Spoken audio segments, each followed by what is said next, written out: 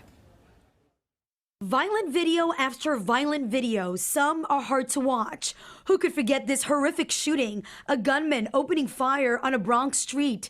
2 children are caught between the gunman and his target. The shooter just continues shooting. In this one, you see a woman being kicked from behind as she walks down the steps of the Queens Plaza subway station in Long Island City. She is then hit over the head with a hammer as many as 13 times as she is shoved to the ground and robbed. There's also moped-riding thieves and this home robbery suspect. You see him run up to the victim and point a gun at her waist as she is opening her front door. We are under siege, and we desperately need the help from law enforcement to eradicate the threats of violence that are plaguing our society here in the city of New York.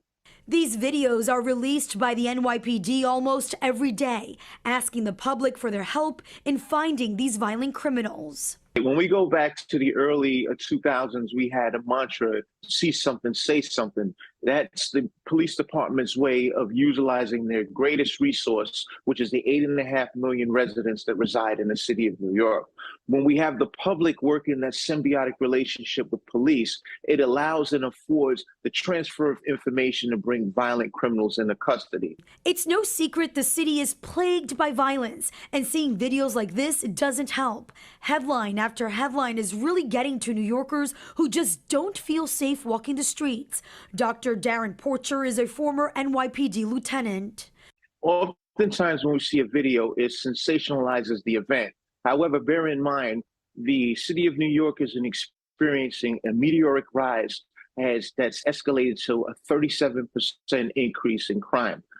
Any and everything needs to be done to gain precipitous drops in crime to allow us a better component of public safety. So when we see these incidents such as people being robbed at gunpoint, it's something that really creates a situation for us as common citizens to thinking as if we're in a state of emergency. Crime in New York City is up almost in every category. The NYPD released its crime stats for the week of August 22nd through the 28th. Rape, robberies, assaults, burglary, grand larceny, all up compared to the same time last year.